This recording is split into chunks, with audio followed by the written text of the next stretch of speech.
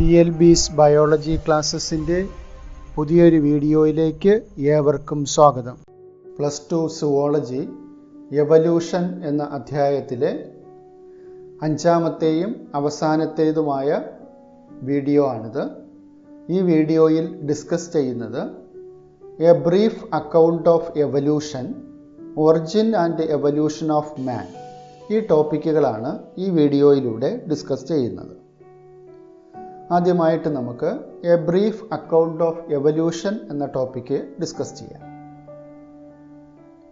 About 2000 million years ago, the first cellular forms of life appeared on Earth.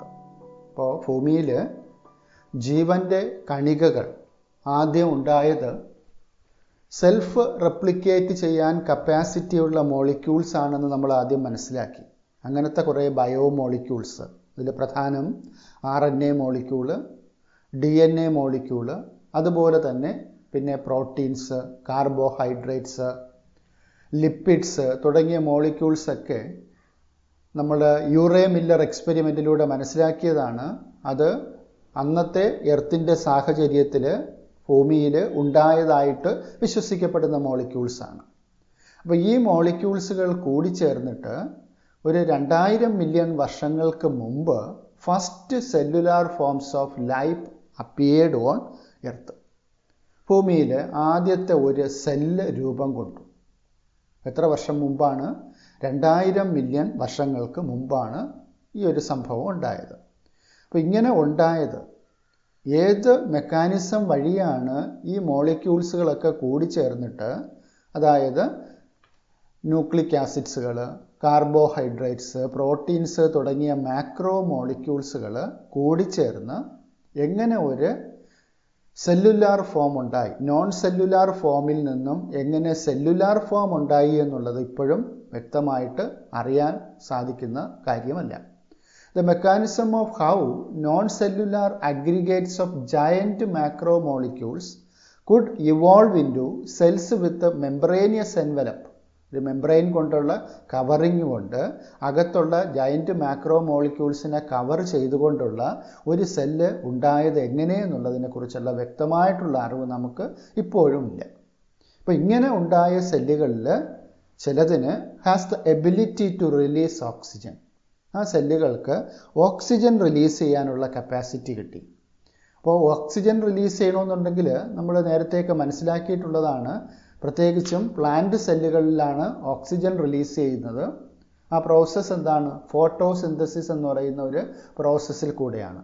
അതായത് സൺലൈറ്റിൽ നിന്നും energy absorb ചെയ്തുകൊണ്ട് ഇതിനകത്ത് water മോളിക്യൂൾസിനെ break ചെയ്തിട്ട് അതിൽ നിന്നും ഓക്സിജൻ ഉണ്ടാക്കുക എന്നുള്ള പ്രോസസ്സാണ്.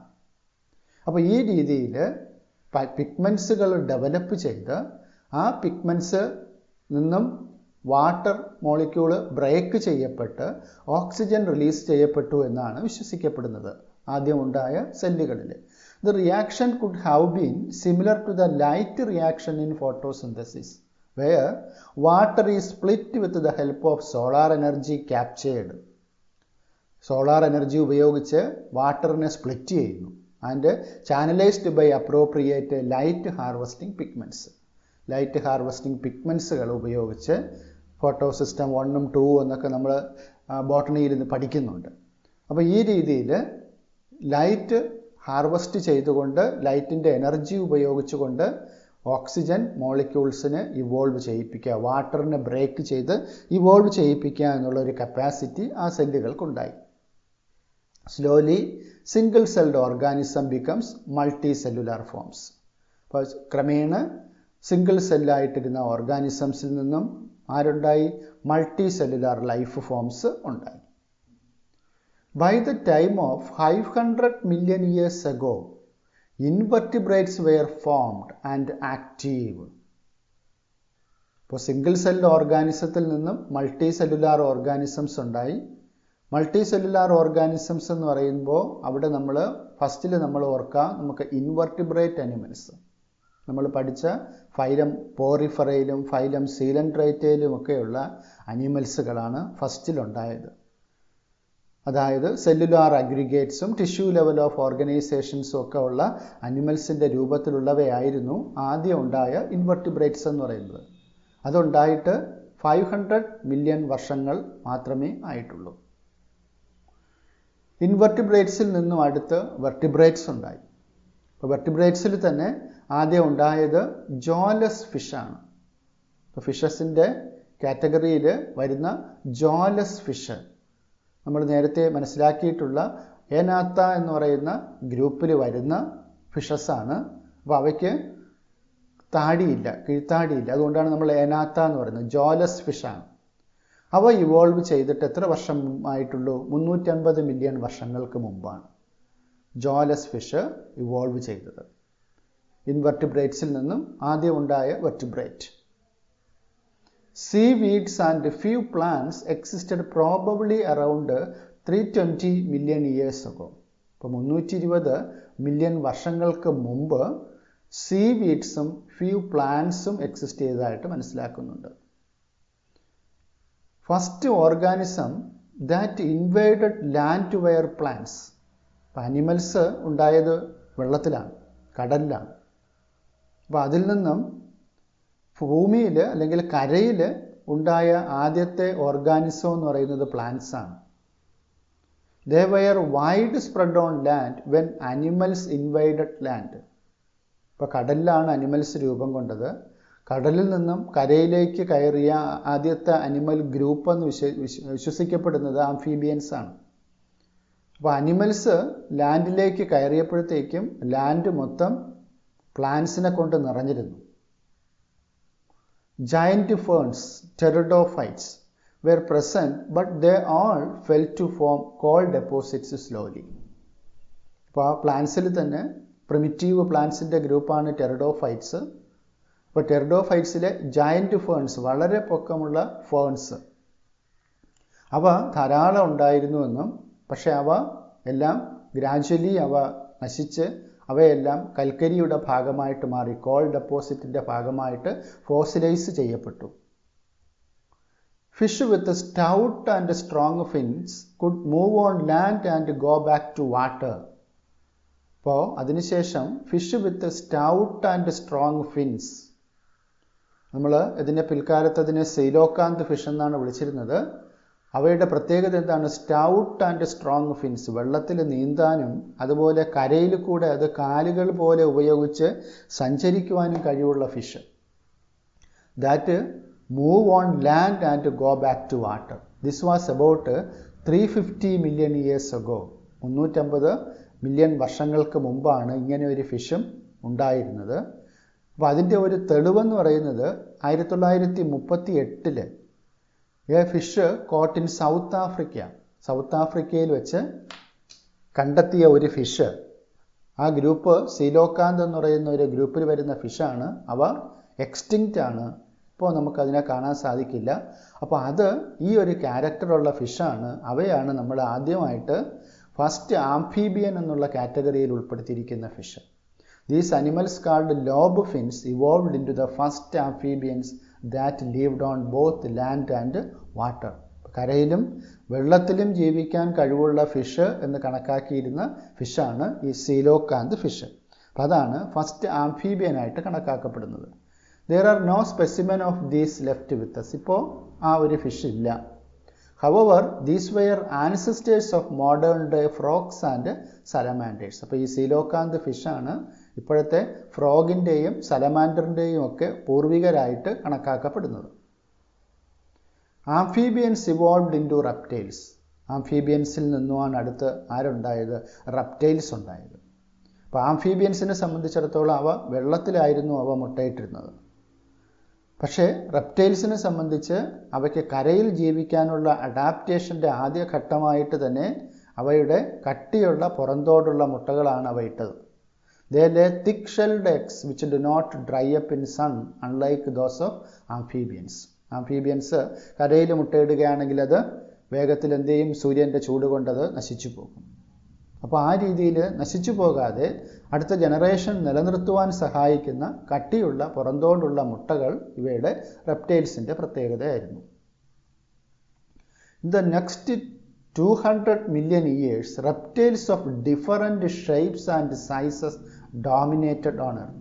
അത് കഴിഞ്ഞിട്ടുള്ള ഒരു 200 മില്യൺ വർഷങ്ങളെന്ന് പറയുന്നത് റെപ്റ്റൈൽസിൻ്റെ ഗോൾഡൻ ഏജ് എന്ന് വിശേഷിപ്പിക്കപ്പെടുന്ന കാലഘട്ടമാണ്. റെപ്റ്റൈൽസിൻ്റെ സുവർണ കാലഘട്ടമാണ്. ഡിനോസറുകളുടെ കാലഘട്ടമായിരുന്നു. ഡിഫറൻറ്റ് ഷേപ്പും സൈസും ഡോമിനേറ്റഡ് ഓൺ എർത്ത്. ഭൂമി മൊത്തം അടക്കി വാണിരുന്നത് റെപ്റ്റൈൽസ് ആയിരുന്നു. Some of these land reptiles went back into water to evolve into fish-like reptile, probably 200 million years ago. അതായത് പേരാണ് ഇക്തിയോസോറസ്. അപ്പോൾ ഇങ്ങനെ ഉണ്ടായ റെപ്റ്റൈൽസിൽ ചിലത് വെള്ളത്തിലേക്ക് മൂവ് ചെയ്യുകയും അവ ഫിഷ് ലൈക്ക് റെപ്റ്റൈലായിട്ട് ഇവോൾവ് ചെയ്യപ്പെടുകയും ഉണ്ടായി. അതിന് എക്സാമ്പിളാണ് ഇക്തിയോസോറസ്. ഏത് വർഷങ്ങൾക്ക് മുമ്പാണ്? എത്ര വർഷങ്ങൾക്ക് മുമ്പാണ്? 200 million years ago. The land reptiles were of course the dinosaurs. മനസ്സിലാക്കിയതാണ് നമ്മൾ. ലാൻഡ് റെപ്റ്റൈൽസിൽ ഡോമിനേറ്റ് ചെയ്തിരുന്ന ഗ്രൂപ്പ് എന്ന് പറയുന്നത് ഡിനോസറുകളാണ്. The biggest of them is tyrannosaurus rex. ഏറ്റവും വലിയ ഡിനോസർ ഏതാന്ന് ചോദിച്ചാൽ ഈ പിക്ചറിൽ കാണുന്ന ആളാണ്. That is tyrannosaurus rex. അതിൻ്റെ ഹൈറ്റ് 20 ഫീറ്റ് ഹൈറ്റ്, 20 അടി പൊക്കമുണ്ട്. അപ്പോൾ അവയുടെ പല്ലുകളെന്ന് പറയുന്നത് തന്നെ വലിയ മൂർച്ചയുള്ള കത്തി പോലത്തെ പല്ലുകളായിരുന്നു. And huge fearsome dagger like teeth ഇവയുടെ പ്രത്യേകതയായിരുന്നു. About 65 million years ago, the dinosaurs suddenly disappeared from the earth. 65 million വർഷങ്ങൾക്ക് മുമ്പ് പെട്ടെന്ന് ഡൈനോസറുകൾ ഭൂമിയിൽ നിന്നും അപ്രത്യക്ഷമായി. എന്താണ് അതിൻ്റെ ശരിക്കുള്ള റീസൺ എന്നുള്ളത് ഇപ്പോഴും അറിയില്ല. സയൻറ്റിസ്റ്റുമാർ പല രീതിയിൽ പറയുന്നുണ്ട്. ചില സയൻറ്റിസ്റ്റുമാർ പറയുന്നു ക്ലൈമാറ്റിക് ചേഞ്ചസ്, പെട്ടെന്നുണ്ടായ കാലാവസ്ഥയിലുണ്ടായ വ്യതിയാനം, ഐസേജിൻ്റെ ആരംഭം, അത് ഡൈനോസറുകളെ നശിപ്പിച്ചു കളഞ്ഞു എന്ന് പറയുന്നു. Some say most of them evolved into birds. ചില സയൻറ്റിസ്റ്റുമാർ പറയുന്നു ഇതിൽ റെപ്റ്റൈൽസിലെ ഭൂരിഭാഗവും പക്ഷികളായിട്ട് രൂപമാറ്റം സംഭവിച്ചു എന്ന് പറയുന്നു. എന്തായാലും the truth may lay in between them എന്ന് വിശ്വസിക്കപ്പെടുന്നു. രണ്ടിനും ഇടയിലായിരിക്കാം സത്യമെന്ന് വിശ്വസിക്കപ്പെടുന്നു. Small sized reptiles of that era still exist today. അപ്പോൾ ആ കാലഘട്ടത്തിലുണ്ടായിരുന്ന റെപ്റ്റൈൽസിലെ ചെറിയ റെപ്റ്റൈൽസ് ഇപ്പോഴും ജീവിച്ചിരിക്കുന്നുണ്ട്. ഇപ്പോൾ റെപ്റ്റൈൽസിൽ നിന്നുമാണ് അടുത്ത് മാമൽസ് ഉണ്ടായത്. The first mammals were like shrews. പിക്ചറിൽ കാണുന്ന ചെറിയ ചുണ്ടലി എന്നൊക്കെ പറയുന്ന എലി. The first mammals were like shrews. Their fossils are small sized fossils ആണ്. Mammals were viviparous and protected their unborn young inside the mother's body. മാമൽസിനെ സംബന്ധിച്ച് നമുക്കറിയാം, കുഞ്ഞുങ്ങളെ പ്രസവിച്ച് വളർത്തുന്ന ജീവികളാണ് mammals. Mammals were more intelligent in sensing and avoiding danger at least. മറ്റ് അനിമൽസിൽ നിന്നുമൊക്കെ വ്യത്യസ്തമായിട്ട് ഇവയ്ക്ക് കുറച്ചുകൂടെ ബ്രെയിൻ കപ്പാസിറ്റി കൂടിയവയാണ്, ബുദ്ധി കൂടിയ അനിമൽസാണ്. അവയ്ക്ക് sensing and avoiding danger at least, മറ്റ് ജീവികൾ ആക്രമിക്കാൻ വരുന്നത് മനസ്സിലാക്കാനും അതിൽ നിന്നും രക്ഷപ്പെടാനും ഒഴിവാക്കാനുമൊക്കെ ഉള്ള കഴിവുകൾ മാമൽസിൽ കൂടുതലാണ്. When reptiles came down mammals took over this earth. അപ്പോൾ റെപ്റ്റൈൽസിൻ്റെ സുവർണ കാലഘട്ടം കഴിഞ്ഞപ്പോൾ അടുത്ത് പിന്നെ മാമൽസിൻ്റെ കാലഘട്ടമായിരുന്നു ഭൂമി. There were in South America mammals resembling horse, hippopotamus, bear, rabbit etc. are present. South അമേരിക്കയിലായിരുന്നു ഈ അനിമൽസ് കൂടുതലായിട്ട് കാണപ്പെട്ടിരുന്ന മാമൽസ്. അവർക്ക് മിക്കവാറും ഉള്ളവയ്ക്കൊക്കെ ഹോഴ്സിനെ പോലെ, ഹിപ്പോപ്പൊട്ടോമസിനെ പോലെ, ബിയറിനെ പോലെ, റാബിറ്റിനെ പോലെയൊക്കെ സാമ്യതയുള്ള അനിമൽസ് ആയിരുന്നു. ഡ്യൂ ടു കോണ്ടിനെൻ്റൽ ഡ്രിഫ്റ്റ്, ഫലകചലനം, നമുക്കറിയാം ഓരോ കോണ്ടിനെൻസിന് മൂവ് ചെയ്യുന്നതൊക്കെ ജിയോഗ്രഫിയിലൊക്കെ പഠിച്ചിട്ടുണ്ടാവും. അപ്പോൾ ആ രീതിയിൽ നോർത്ത് അമേരിക്കയും സൗത്ത് അമേരിക്കയും തമ്മിലുണ്ടായ ആ ഒരു കോണ്ടിനെൻ്റൽ ഡ്രിഫ്റ്റിൻ്റെ ഭാഗമായിട്ട് ഇവിടെ ഉണ്ടായിരുന്ന അനിമൽസുകൾ സൗത്ത് അമേരിക്കയിലുണ്ടായിരുന്ന അനിമൽസ് നോർത്ത് അമേരിക്കയിലേക്ക് മൂവ് ചെയ്യുവാൻ പറ്റി. Due to continental drift when South America joined North America, these animals were overridden by North American fauna. Due to the same continental drift, pouched mammals of Australia survived because of lack of competition from any other mammal. Pouched mammals നമുക്കറിയാം, മാർസൂപ്പിയൽ animals. അപ്പോൾ ഇതേ continental ഡ്രിഫ്റ്റിൻ്റെ ഫലമായിട്ട് തന്നെയാണ് ആസ്ട്രേലിയയിൽ ഉണ്ടായ ഈ മാമൽസും survive ചെയ്യാൻ പറ്റിയത്. Competition ഒഴിവാക്കിക്കൊണ്ട് മറ്റൊരു കോണ്ടിനെൻറ്റിലേക്ക് മൂവ് ചെയ്തുകൊണ്ട് ഇവയ്ക്ക് സർവൈവ് ചെയ്യാൻ പറ്റി. Lest we forget some mammals live wholly in water. ഇപ്പോൾ വെള്ളത്തിൽ മാത്രമായിട്ട് ജീവിക്കാൻ പറ്റുന്ന മാമൽസും ഉണ്ട്. അറിയാം നമുക്ക്, വെയിൽസും ഡോൾഫിൻസും സീൽസും സീ കൗസും ഒക്കെ അതിന് എക്സാമ്പിളാണ്. ഇനി എവല്യൂഷൻ ഹിസ്റ്ററിയെക്കുറിച്ച് പറയുമ്പോൾ ഹോഴ്സിൻ്റെ എവല്യൂഷൻ, കുറേ അനിമൽസിൻ്റെയൊക്കെ എവല്യൂഷൻ്റെ എല്ലാ ഫോസിലുകളും നമുക്ക് ലഭിച്ചിട്ടുണ്ട്. അപ്പോൾ അതിനൊരു എക്സാമ്പിളാണ് evolution of horse.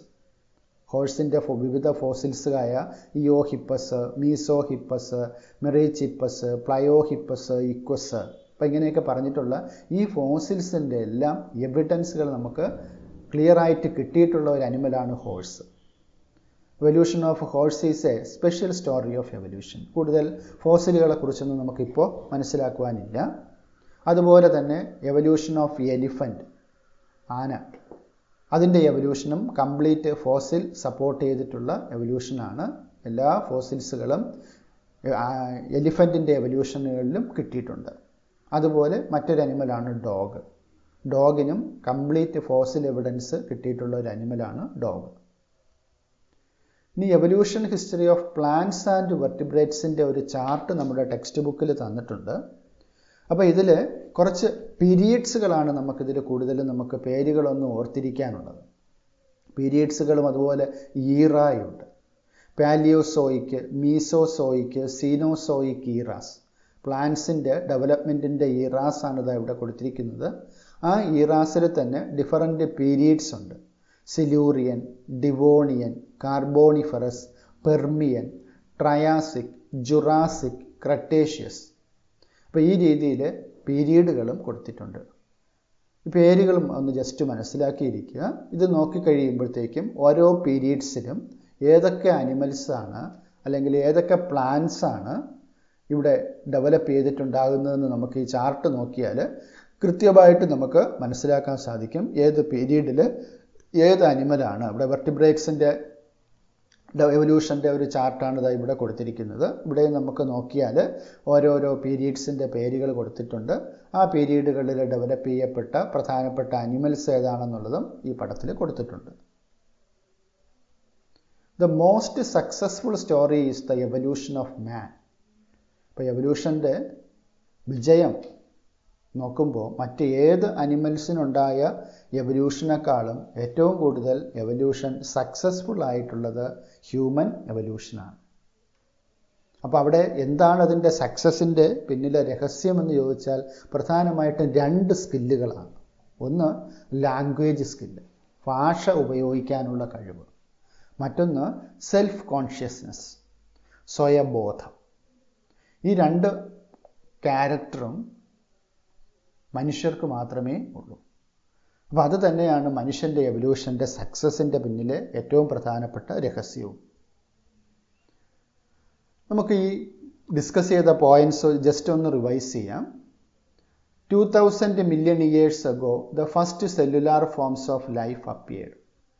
First cellular form ഉണ്ടായത് 2000 മില്യൺ വർഷങ്ങൾക്ക് മുമ്പാണ്. Slowly single celled organisms become multi cellular life forms. Single cellular ഓർഗാനിസത്തിൽ നിന്നും മൾട്ടി സെല്ലുലാർ ലൈഫ് ഫോംസ് ഉണ്ടായി. 500 million years ago, invertebrates were formed. 500 million വർഷങ്ങൾക്ക് മുമ്പ് ഇൻവെർട്ടിബ്രേറ്റ്സ് ഫോം ചെയ്തു. 350 million വർഷങ്ങൾക്ക് മുമ്പ് ജോലെസ് ഫിഷ് ഇവോൾവ്. ഇൻവെർട്ടിബ്രേറ്റ്സിൽ നിന്നും വെർട്ടിബ്രേറ്റ് ഉണ്ടായി. അപ്പോൾ അതിൽ ആദ്യമുണ്ടായ വെർട്ടിബ്രേറ്റ് ആയിട്ട് കണക്കാക്കുന്നു ജോലെസ് ഫിഷ്.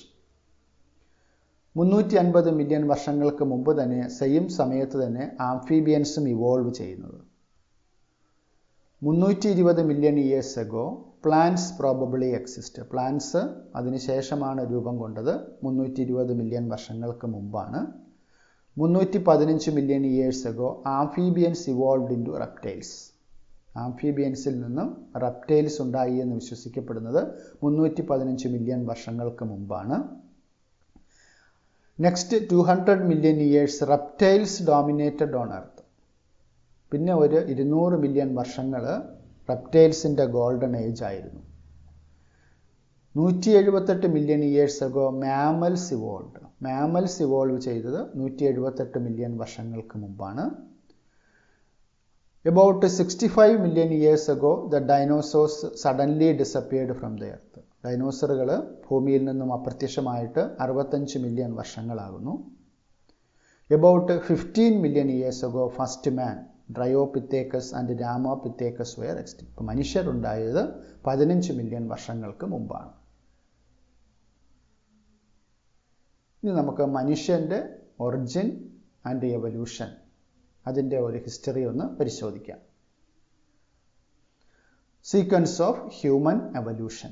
അപ്പോൾ മനുഷ്യൻ്റെ എല്ലാ ഫോസിലുകളും ഡെവലപ്മെൻറ്റിൻ്റെ ഫോസിൽസുകൾ ലഭിച്ചിട്ടുണ്ട്. അപ്പോൾ ആ ഫോസിൽസുകളുടെ ഒരു ഡിസെൻഡിങ് ഓർഡർ നമുക്ക് ആദ്യം ഒന്ന് പരിചയപ്പെടാം, പേരുകൾ പരിചയപ്പെടാം. ഡ്രയോപിത്തേക്കസ്, ഡ്രയോപിത്തേക്കസിൽ നിന്നും അടുത്തുണ്ടായത് രാമാപിത്തേക്കസ്, രാമാപിത്തേക്കസിൽ നിന്നും ആസ്ട്രലോപിത്തേക്കസ്, ആസ്ട്രലോപിത്തേക്കസിൽ നിന്നും ഹോമോ ഹാബിലിസ്, ഹോമോ ഹാബിലിസിൽ നിന്നും ഹോമോ ഇറക്റ്റസ്, ഹോമോ ഇറക്റ്റസിൽ നിന്നും നിയാണ്ടർത്താൽ മാൻ, നിയാണ്ടർത്താൽ മാനിൽ നിന്നും ഫൈനൽ ഹോമോ സാപ്പിയൻസ്. അപ്പോൾ ഈ ഫോസിൽ എവിഡൻസുകളാണ് മനുഷ്യരുടെ റെവല്യൂഷനെ കുറിച്ചുള്ളത്. ആ ഫോസിലുകളുടെ പേരുകൾ ഒന്ന് നോക്കാം. Dryopithecus, Ramapithecus, Australopithecus, Homo habilis, Homo erectus, Neanderthal man, Homo sapiens. ഇനി ഇവയുടെ ഓരോന്നിൻ്റെ ആയിട്ട് സവിശേഷതകൾ പരിശോധിക്കാം. ആദ്യം Dryopithecus and Ramapithecus. About 15 million years ago, primates called Dryopithecus and Ramapithecus were existing. 15 million വർഷങ്ങൾക്ക് മുമ്പാണ് ഈ പ്രൈമേറ്റുകൾ വിഭാഗത്തിൽ വരുന്ന ഡ്രയോപിത്തേക്കസും രാമാപിത്തേക്കസും ഇവോൾവ് ചെയ്തതായിട്ട് കണക്കാക്കപ്പെടുന്നത്. They walked like gorillas and chimpanzees. They were hairy. അപ്പോൾ ഇവയുടെ ശരീരം മൊത്തം രോമാവൃതമായിരുന്നു. അവ ഗൊറില്ലകളെ പോലെയും ചിമ്പാൻസികളെ പോലെയും നടന്നിരുന്നവയാണ്. രാമാപിത്തേക്കസ് വാസ് മോർ മാൻ ലൈക്ക്. അപ്പോൾ ഇതിൽ കൂടുതൽ മനുഷ്യനുമായിട്ട് രൂപസാദൃശ്യം ഉണ്ടായിരുന്നത് രാമാപിത്തേക്കസിനായിരുന്നു.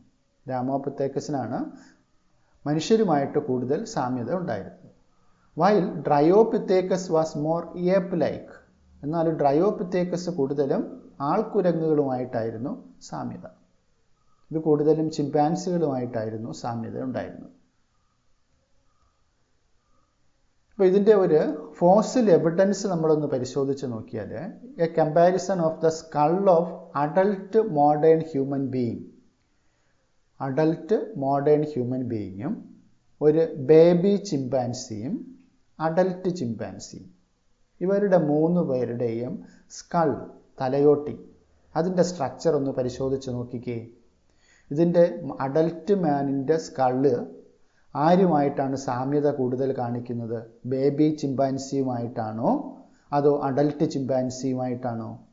ഇതിൽ പിക്ചറിൽ നിന്ന് നമുക്ക് മനസ്സിലാക്കാൻ സാധിക്കും. ഇവിടെ അഡൽട്ടിൻ്റെ സ്കള്, മോഡേൺ മനുഷ്യൻ്റെ സ്കള് കൂടുതലും സാമ്യത കാണിക്കുന്നത് ബേബി ചിമ്പാൻസിയുമായിട്ടാണ്, അഡൽട്ട് ചിമ്പാൻസിയുമായിട്ടല്ല. ഇപ്പോൾ എവല്യൂഷൻ ഹിസ്റ്ററിയിൽ നമ്മൾ എംബ്രിയോളജിക്ക് എവിഡൻസിൽ പഠിച്ചതാണ് അല്ലേ, മുൻകാലഘട്ടങ്ങളിൽ ജീവികളുടെ രൂപവും അതുപോലെ തന്നെ ക്യാരക്ടേഴ്സും ഒക്കെ എംബ്രിയോ സ്റ്റേജിൽ കാണാൻ സാധിക്കുമെന്ന് പറയുന്നത്.